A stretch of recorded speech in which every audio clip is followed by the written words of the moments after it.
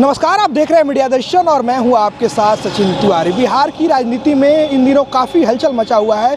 सभी जो राजनीति पार्टियां हैं 2024 का लोकसभा चुनाव को लेकर अपना अपना एजेंडा पेश करने में लगी है और विगत 2 दिन पहले चिराग पासवान भी बिहार फर्स्ट और बिहारी फर्स्ट का एजेंडा पेश किए हैं।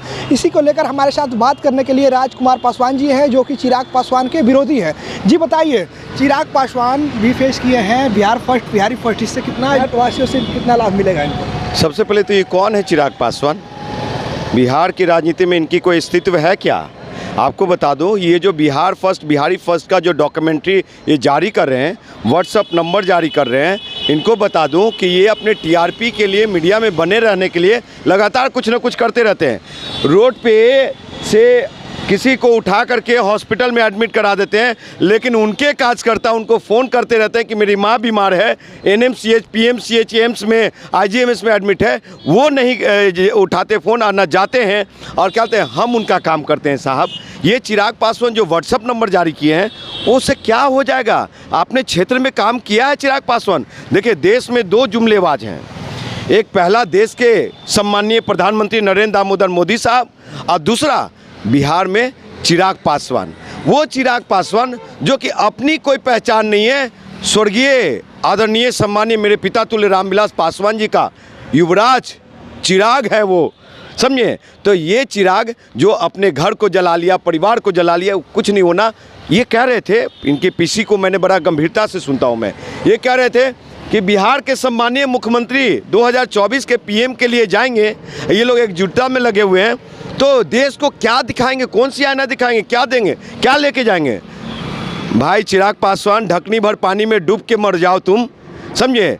जो बिहार के लिए इतना काम किया है, जो जर्जर बिहार था, बदहाल बिहार था, उस बिहार को एक उन्नत प्रदेश बनाने का काम किया है और भी प्रगति से, उन्नति से काम चल रहा है। आपको बता दूं कि इनको जो चिराग पासवान जी को जो जवाबदेही फिक्स हुआ था, देश के सम्मानीय प्रधानमंत्री नरेंद्र दामोदर मोदी साहब ने हाथ पकड़ के 22 लाख जनता को कहा था कि भाइयों बहनों, मैं एक युवा नौजवान आपको सांसद दे रहा हूं, नेता दे रहा हूं, वो आपका क्षेत्र का विकास करेगा और वो क्षेत्र क्योटो और जापान बनेगा। क्योटो जापान के लोग जाएं वहाँ पे देखें क्या विकास हुआ है। साहब, कि हम अपने लोकसभा क्षेत्र में बहुत विकास किए हैं, नल जल का काम कराया है, पानी दिए हैं, लोगों को रोड दिए हैं। चिराग पासवान में हो हिम्मत, समझे, तो वो बिहार के पटल पे, बिहार के 13 करोड़ आवाम के सामने ये बताए कि ये मेरा रोल मॉडल है, ये मैंने काम किया है। साहब, जिस गांव को इन्होंने बटिया गांव को गोद लिया था, उस बटिया गांव का क्या हुआ चिराग भाई? ये बताइए बिहार के आवाम को। तो ये आदमी सिर्फ जुमले का काम करते हैं, टीआरपी के काम करते हैं। और साहब, ये प्रवासी भिक्षु हैं, दिल्ली से चलते हैं, एयरपोर्ट पे आते हैं, नीतीश कुमार को कोसने में लगे रहते हैं, लेकिन इनको पता नहीं है कि जो इनकी जाति है बिहार में दुसाध, वो उनको महज 28 राज्यों में से 4 राज्य में ही आरक्षण मिलता है। क्या लगता है कि इनकी जाति जो है, जाति बेसिस पर वोट नहीं मिलेगा, जाति सपोर्ट नहीं करेगा? इनको क्या बीजेपी ऐसी इंटरटेन कर रही है क्या चाचा भतीजा का? साहब, जाति की ताकत पे इनको 7 सीटें मिलता है, 6 सीटें मिलता है, और ये 3 सीटें परिवार को, 1-2 सीट भेज देते हैं और 2-3 बाहुबली को दे देते हैं।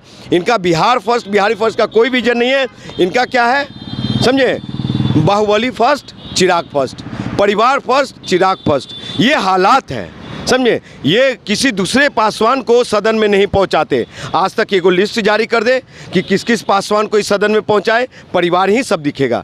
कहीं आप तार जोड़ेंगे, परिवार ही दिखेगा। ये पूरे जो हर एक पार्टी में जो है ना, अनिल साधु आरजेडी में है, ये महेश्वर हजारी जेडीयू में है, समझे? कैसे मलाई खड़ा। बीजेपी में डॉक्टर संजय पासवान है, इनके मृणाल जी हैं, और भी नए नए दामाद जी हैं, और ये लोग परिवार एंड पार्टी सब जगह भरा हुआ है। सुनने में आ रहा है कि चिराग पासवान मंत्री भी बन सकते हैं। साहब, मंत्री बन करके किसी को भला कर सकते हैं क्या?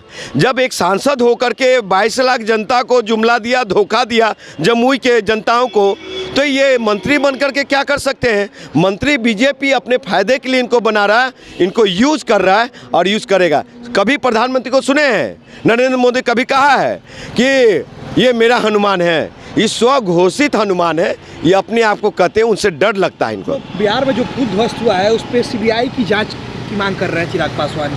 सुनिए, चिराग पासवान जी को ढकनी भर पानी में डूब के मर जाना चाहिए। आप प्रधानमंत्री से रिजिग्नेशन मांगिए ना भाई। आप वहाँ पे क्या कहते हैं, जो बालासोर में हुआ रेल दुर्घटना, उस पे आपकी चुप्पी क्यों है साहब?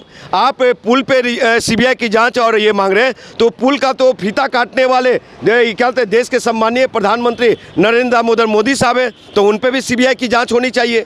उन पे सीबीआई की जांच नहीं होनी चाहिए। चिराग पासवान से बोलने का, सुनिए, गुड़ खाए गुलगुल्ला से परहेज, समझे। और ये बिल्ली 100 चूहे खा के बिल्ली चली हज को, तो वो हालात है चिराग पासवान जैसे नेता को।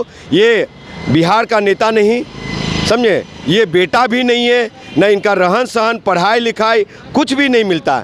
ये पंजाब जाएंगे, 2024 के लोकसभा चुनाव में ये अपना सीट बचा ले, और 2025 में जो कहते हैं कि नेक्स्ट सीएम चिराग पासवान, मैं दावे के साथ कहता हूँ, बागेश्वर धाम वाले बाबा से बढ़कर मैं भविष्यवाणी करता हूँ कि 2025 तो क्या 50 में भी चिराग पासवान मुख्यमंत्री नहीं बन पाएंगे। और नीतीश कुमार जी का एक कुत्ता भी है ना, चिराग पासवान को हरा देगा। अगर हम जैसे नेता को भेजेंगे तो गिनीज बुक ऑफ रिकॉर्ड हारने का होगा चिराग पासवान का, और उनके पिताजी का गिनीज बुक ऑफ रिकॉर्ड हम ही तोड़ेंगे।